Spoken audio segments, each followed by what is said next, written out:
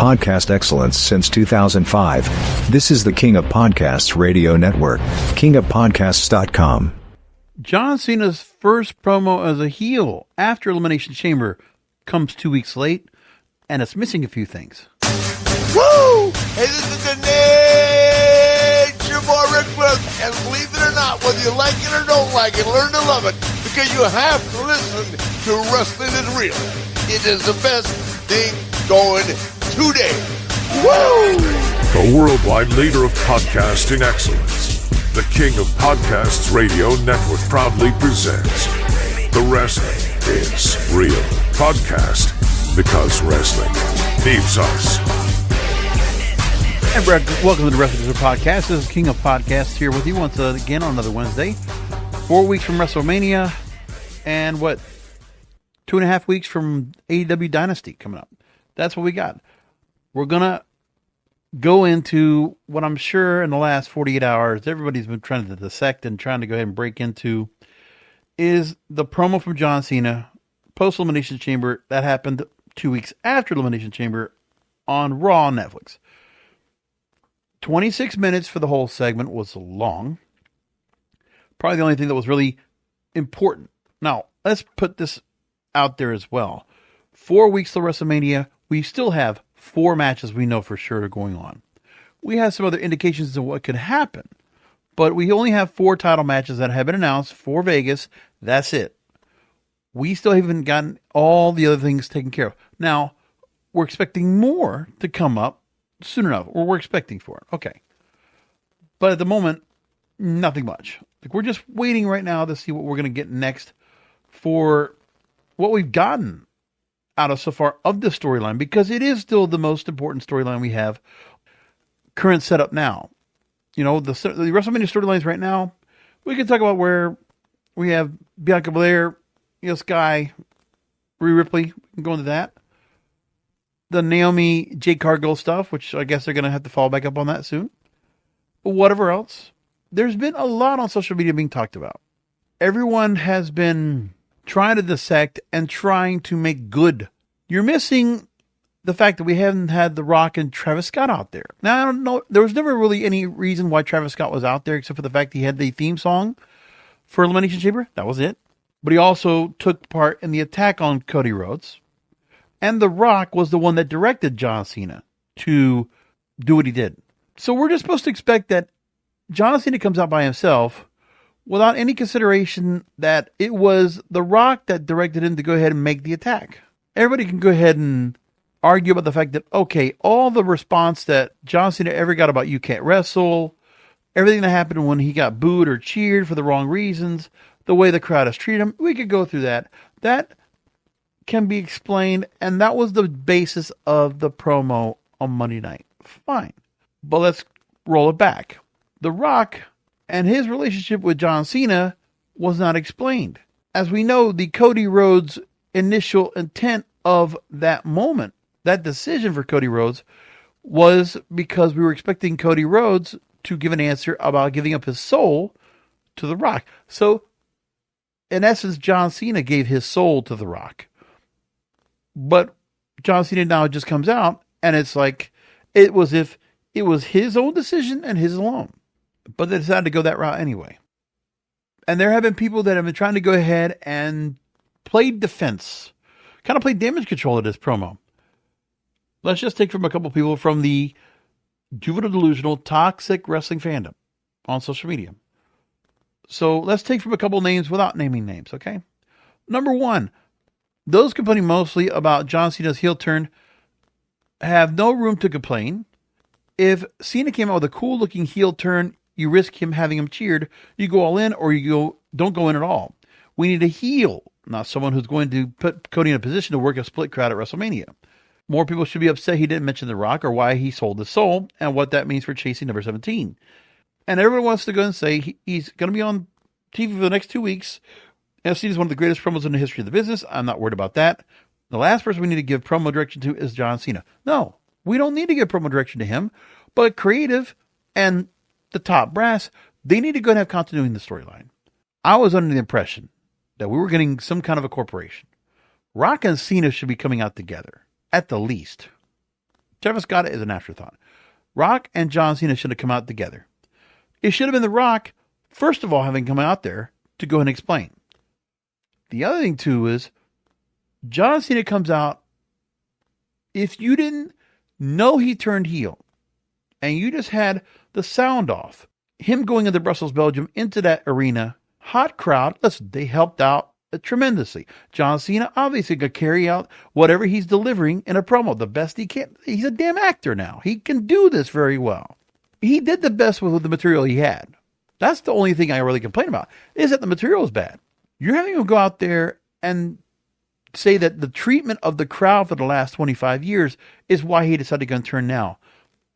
You can take it to a point.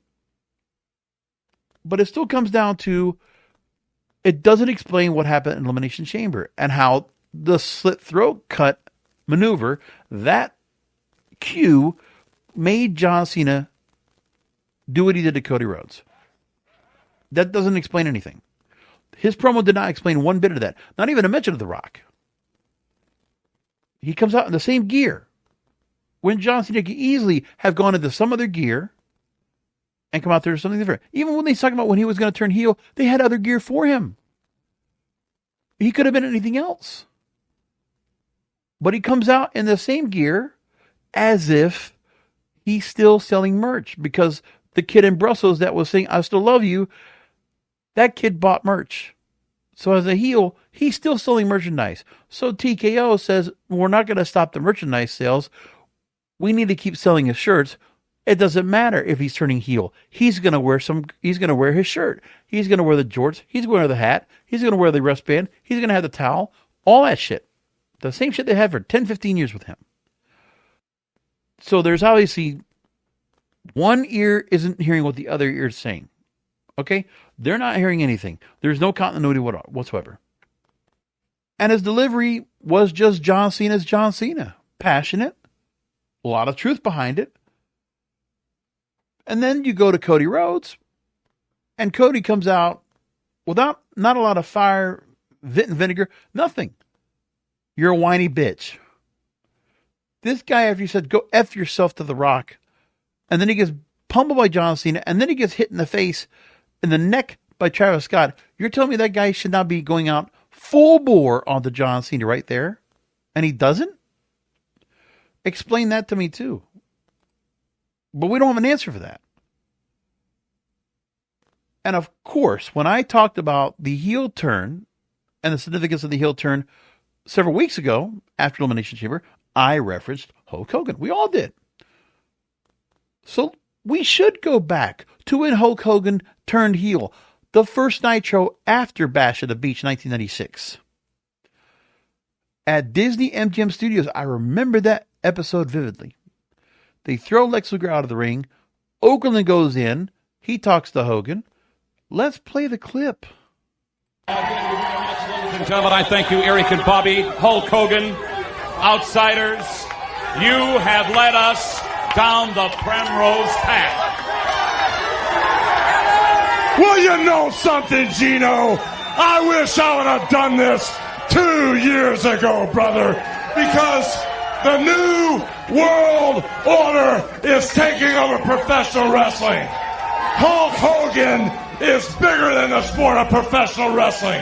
And with the outsiders, the new blood, the foundation of the new world order, we shall rule the wrestling world, Mean Gene. Now, there's a start. Because he had a group behind him.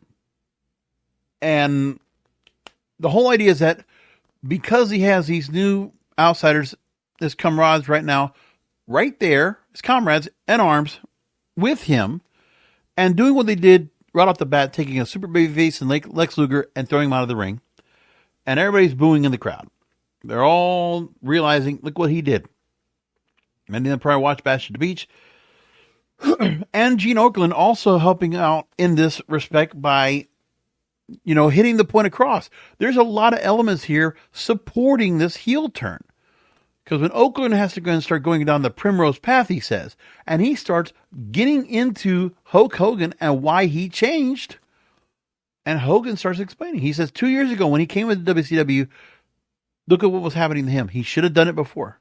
And then he complains, and he explains more, and now he has this whole group together. But he explains more to himself about his own change, which is giving you more of the onus as to why it happened. What about the children? You know about the thousands and thousands of telephone calls that came in to WCW. Every man, woman, and child on the face of the earth is totally disgusted with you, Hulk Hogan, including myself. We all know about the training, the prayers, and the vitamins, brother. And like I said, these people out here, after I led their children down the right path, had the gall to boo Hulk Hogan one more time. You fans can stick it, brother.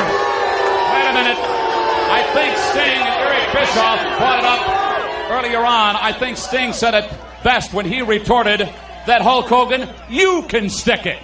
Well, you know something, brother? As far as people like Sting go, 10 years ago, when I shook his hand at Venice Beach, he was a skinny little bodybuilder. And when he laid his eyes on Hulk Hogan, he was shaking in his boots. I heard all the crying from the so-called Macho Man. For 3 years, he blamed his divorce, the fact that he couldn't rise to the occasion, on Hulk Hogan, brother. And over and over and over and over again, this past week, I've heard the whole WCW blame Hulk Hogan for their problems. The only problem is, I'm the greatest wrestler in the world. I made professional wrestling. I will always be bigger than wrestling. And with these two friends of mine, the new world order shall rule the wrestling world. Okay, so that's all I got to play of that. But everything that's being encompassed right there in that promo, it all puts everything together. So the group is going to come in, they're going to take over WCW. And when it comes to Hogan, he explains. He goes ahead. He is unabashed at pushing his ego, brandishing his career, praising himself. All that he did, he made professional wrestling. Hey, listen, a lot of that can have some truth to it. But the thing was that, the way it was done there, it was a complete promo. Just right there in not even 4 minutes, we got everything. But with the John Cena promo, we had to go 20 minutes with him, explaining what he was doing. But the part was that, you had that crowd in Brussels. Of course, they're going along with this, but they're also holding up the process here because they have to go ahead and get in their comments. They have to get in their remarks. Another person also in here talking about this, that, saying the presentation wasn't what I expected. No new look, no new music, but what will follow was fantastic. Way through back of the fans that after 25 years, he tried to do something nice for them. It wasn't enough. Still doesn't address why he hadn't sold his soul to The Rock or any desperation to win number 17. So it felt incomplete. Now let's go into what Cena was saying in his promo. We'll go and play some of that.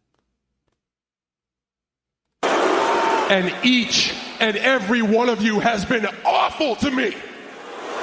Go ahead. You've been awful.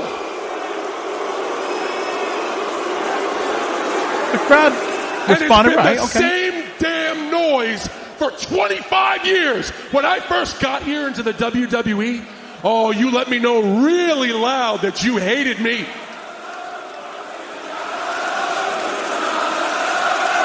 And the crowd just had to keep egging it on. This is the part where the crowd gets a little too much involved, and we need to keep the promo going. Moments of embarrassment, moments of shame, just like this. You let me know that I wasn't worthy of your attention. So what did I do? I went and I changed myself, hoping that you would like me a little bit, and it worked for a second, but then it wasn't enough. I worked hard like I always do, and I started to win. And win. And win. And win. And win. And win. And win. And win. And win. Oh, I won a lot, and you hated it. It wasn't enough. So what did I do? I spent the next 10 years of my life trying to give away everything I possibly could, and it wasn't enough.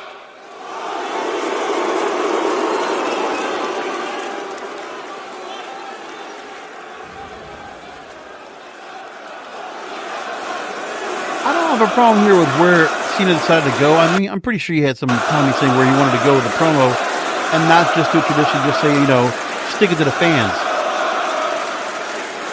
Because now he is whining and complaining. I don't like this approach. I would have preferred him to have the bravado just to go ahead and push back. And just say, hey, I did all this. I'm still the best from the whole business, and in my final moments, what's the only thing I can do, right? I can walk away. What a great example. They go from chanting, shut the F up, to cheering when I say I'm going to walk away. So I announce my retirement in a move that has never been done before. I'm actually walking away at the end of this year. I tried one last time to get along with you guys. I tried one last time to do something nice for you, and you ruined it, just like you ruined everything. Because just like right here tonight, for 2 seconds it was great, and then it's never enough. Now, the idea is, and this is obviously with Triple H and the folks over there, you need to complain to the crowd. It's not the audience at home, and it's like you have to go ahead and talk like a therapy session to them. They need to be involved. They need to be able to go ahead and engage, because everyone always you hear like a Sami Zayn promo. It's for you guys. It's for you guys. It's you fans. Randy Orton, it's you fans. It's always that kind of thing. So they have to call it directly to the fans like that. But as a heel, it shouldn't matter. I'm not listening to you people anymore. The point is, this struggle session he has right here, it should have gone away pretty quick. Okay, we're already, 3 minutes into this promo. We could have gotten past the struggle session really quick. And then we could have gotten the explanation of The Rock. But we didn't. We should have. We should have had that here. And listen, you want to say he's going to do it in the next couple of weeks? We should have had The Rock out there in the first place. Listen, if The Rock doesn't want to be out there for every episode, fine. But at least come out the next time when John Cena comes out, so it's together. At least do it once. And then you leave John Cena and Cody Rhodes to their own. And they can go ahead and build the match up. You could have at least done that. But where's the effort in that? Is it where The Rock didn't want to be a part of it? Do we need to go 30 minutes? Because what was it? Jey Uso and Grayson Waller, they went or Austin Theory, wasn't it like a 30-second match? Because the match didn't have any time. They just had to go run past it. It's these kind of things we look at right here that's just boggling. And we didn't get a real good explanation. Because really, if you heard the first 3 minutes of this promo, you heard basically what he said. For the most part. It just continues.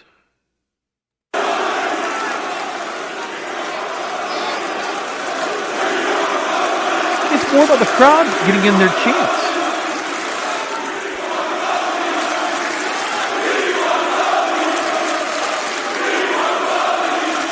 We want Cody chants.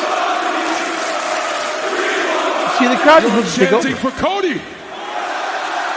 Oh, of course. Your brand new shiny toy, because you're about to put this one out to pasture. Like I said, with every breath you prove my point that you're awful people. And that's every single person in this room. No one is safe. No one can hide, especially the people I can pick out in a crowd. Yeah, I see you. And you in the front row. And you in the front row. Yes. Yeah, so he's going after the people that buy all the merch all this time. Okay, but again, this is still attacking the crowd.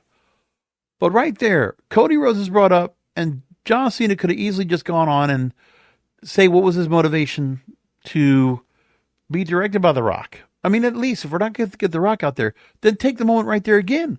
Mention The Rock right there and say, look, Cody Rhodes, he could have done the right thing with The Rock and sold his soul. He could have been something bigger like one of us.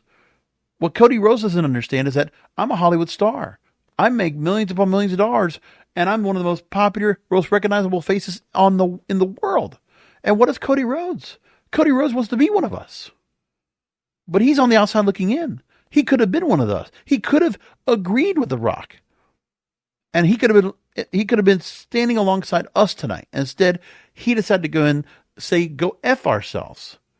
And so I had to do what me and The Rock decided to go and do. We're going to make a lesson out of him. And that was it. We could have had that too, but that's the part was missing. Nothing about John Cena's approach. Nothing about John Cena's performance. It went long, obviously, because he had a point to go and get across. The crowd did not help either. And they're not stopping the crowd from letting the promo move forward. You can only get so many words because this crowd is so accustomed to what chants and all this other shit they all do, right? So the crowd doesn't help at all. Especially, and the counter programming thinking, okay, we're not going to put this in front of an American crowd. Do we make that point clear too? They don't care about you. By the way, let's not mention how much those Brussels fans had to pay for seats just to go to this event. How much they paid for tickets. How much they paid for the merch. Okay? Some of those people paid thousands upon thousands of dollars, American, to go watch this here. And that crowd who was famished for WWE action because they don't ever get it to see that often. And if they do, it's a house show, but never get it on TV. They get it. It's live. And they have at it, right? And they're going to just cheer and go for anything. And they're going to disrupt the whole way through. And John Cena is not necessarily going to go and just cut them off when he should as a heel. Just move forward, get past them. But he didn't. Same thing goes along, okay? He goes along here and more the same, right?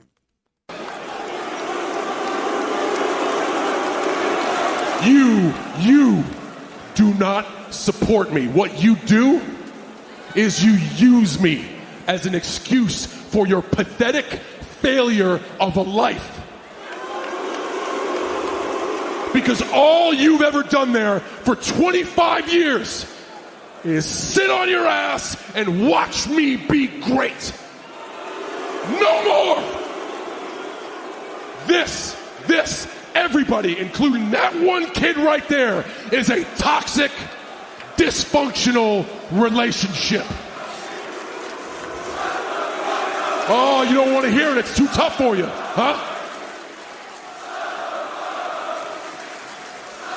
And that's when he started going after his accolades and started saying, look at me, 16-time world champion, and I'm about to go ahead and take care of Cody Rhodes, and I'm going to break the record. More than any other wrestler in the history of wrestling. I'm one of the very best. I should be on the Mount Rushmore, right? I'm the best at, you can name the names that you think are the best in WWE, and I'm above all of them. I'm above Hulk Hogan. I'm above Stone Cold. I'm above The Rock. He could have just done all that and just lay hammers on all the accolades he's done. No one's going to have a career like him. And I became Hollywood. The thing is, there was just so much more that could have been added. There's no talking points here. He's just kind of going with the feel of the crowd. And then he goes where he's going to go. Pretty much it. But it's a whiny promo. I still want something more to come out of this, where I want John Cena to be more than just that. But we didn't get that part. That's unfortunate. We're not going to play any more of that. And we're not going to keep the show too long tonight. I want to keep it around 30 minutes because there's still more to go and talk about this. We could also talk about AEW, but we'll talk about that very shortly. Now, a few things were brought up as a result of all this.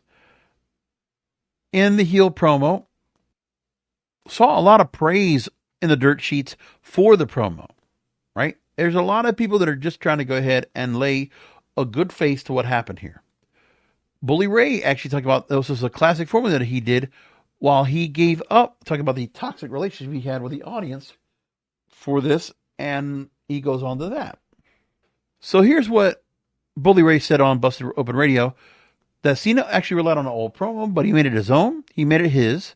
Said it in a way that John Cena could. A babyface that turned heel and blamed the fans. We've heard this promo before, right?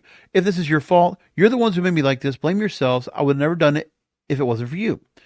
He went to that saying well, but it paid off, and he made it make sense. He did it better than just anybody else has done it. Every great heel feels justified in their actions. They think they're doing the right thing, and I'm doing the right thing. John Cena blamed the fans because they keep pushing him to do the right thing. They turned him into this monster. Yeah. Still not enough.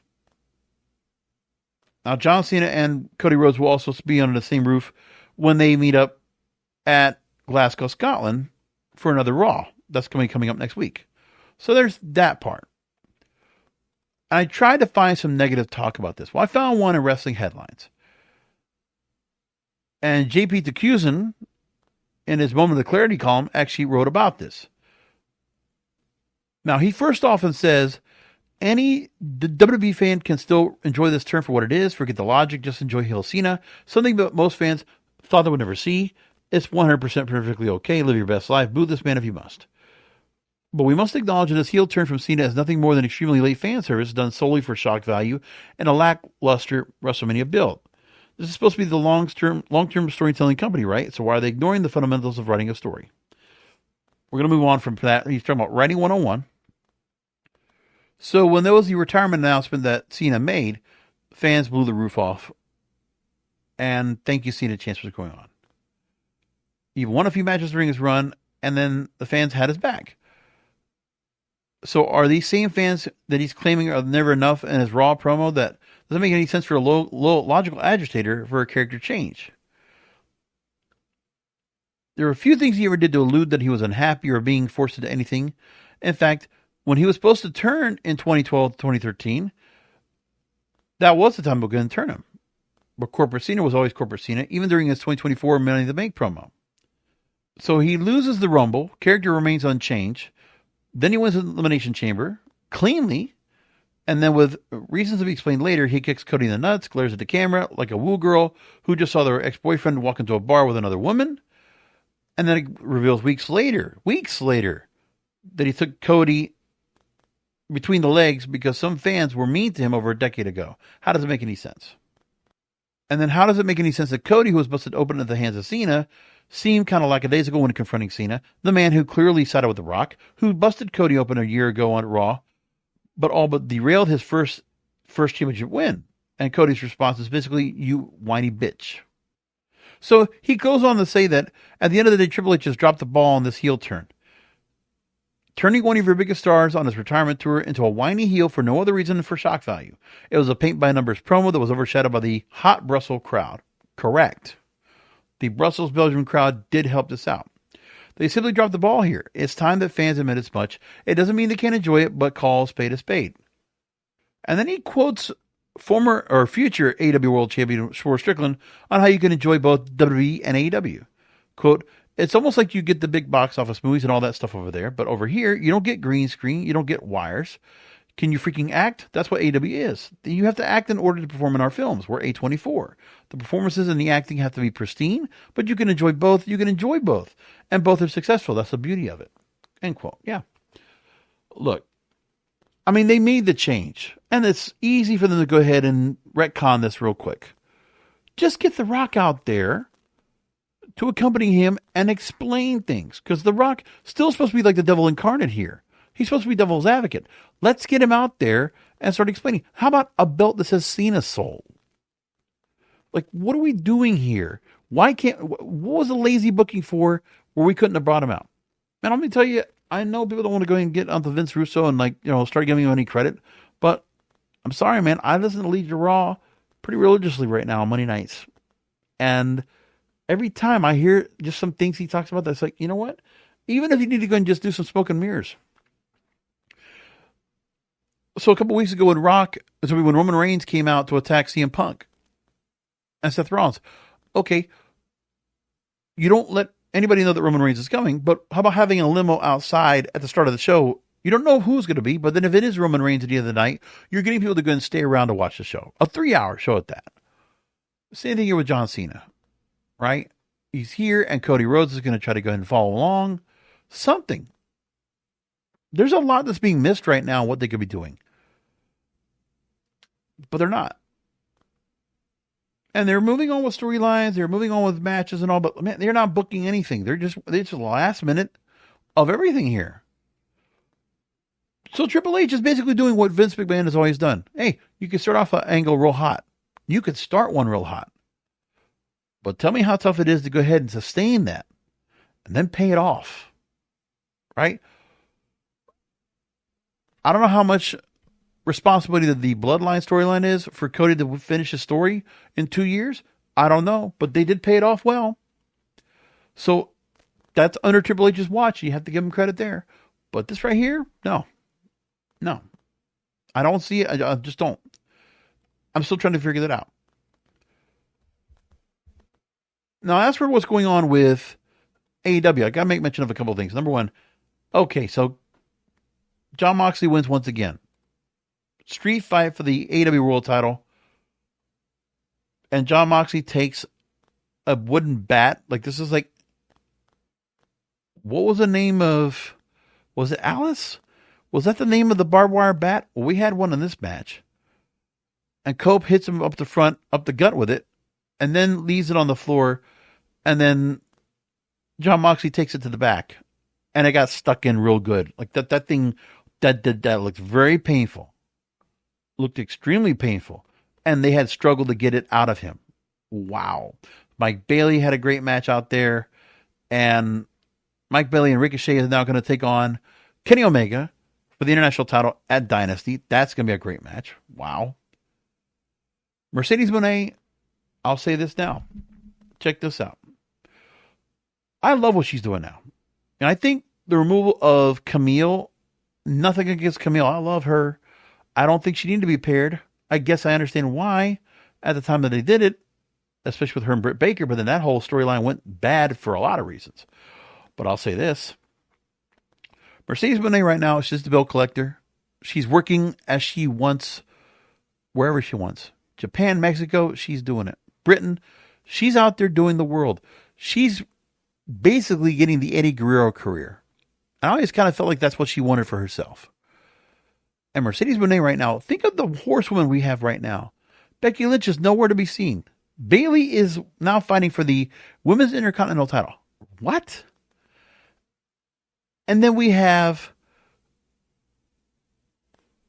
Charlotte Flair and Tiffany Stratton. And Charlotte Flair's been like in and out because she's been injury prone. But like Charlotte Flair, like the heyday of her, she's now, the days of her real great matches, I mean, she could still have them, but like right now, the character she has is really hurting right now. But out of the four horsewomen, Mercedes Moné right now, by far is having the best run. Like, dare I say, I think she's very happy right now in this career. To not be Sasha Banks, to be now her own, to kind of still have a run of the character, but like she's having great matches out there. Like it's not about the promos, it's the work rate. She's working great.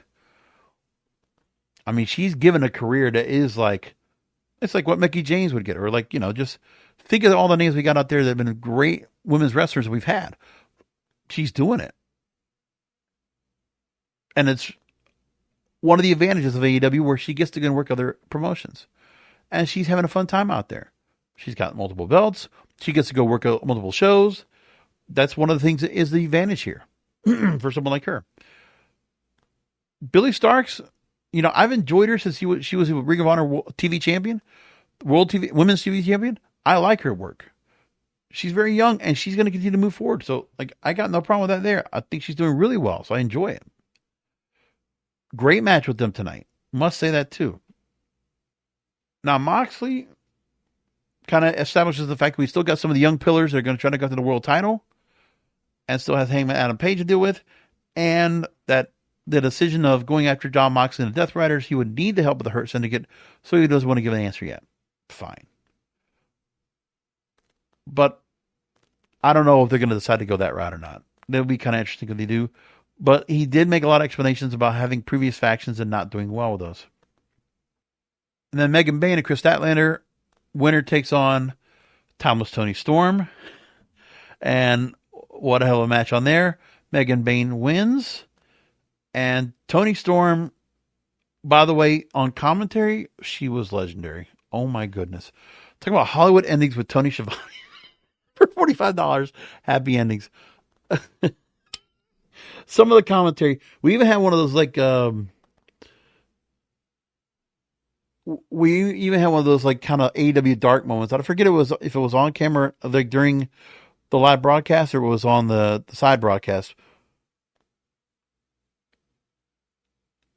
and it was, I forget what it was, something about grades or something like that. And then Taz saying GPA Jones and Excalibur just losing it and coming to commentary. It was like that AEW Dark stuff. Those guys would just be cracking jokes at each other. And it was just so much fun. It was just so good. It's that AEW stuff I always enjoy. It's like, this shtick. But there are 3 title matches now set in for Dynasty coming up. That's good. We're getting set up for that. I enjoy it. There's a lot more to go and be said, but like I said, we're getting set up for Dynasty April 6th. And so far, we know that as Jon Moxley will take on Swerve Strickland for the AEW World title. Kenny Omega will have a triple threat right now with Mike Bailey and Ricochet. And Bianca Bane will take on Timeless Toni Storm. And that's like, wow, good stuff. So, great all in that. Otherwise, I would keep doing the show tonight, and we could talk about the other WrestleMania card matches, but we don't have anything yet. There's nothing to be said. We're waiting. What are we waiting for? Because of all these other matches they have out there that they're going along with, I would love to be able to go and talk about like what other matches we got and what they're leading up to it. But they're not doing that. We're just going to do things at the last minute, I guess, to get things done. Really sucks. But it's what they're going to do. I don't know. It's what their plan is. I'm very interested in what they're going to be doing now with the Kill Tony crowd. We're going to have the Roast to WrestleMania now. Coming up at the Fountain Blue in Las Vegas on Sunday, April 20th. So this is after WrestleMania, I guess, yeah. And the announcement is that we're going to have a Kill Tony, basically. I don't know what that's going to be all about, but Sami Zayn, The Miz, Braun Strowman, Paul Heyman, and others will be a part of the roast. Okay, we'll see what that's all about. But again, Tony Hinchcliffe is not going to be soft.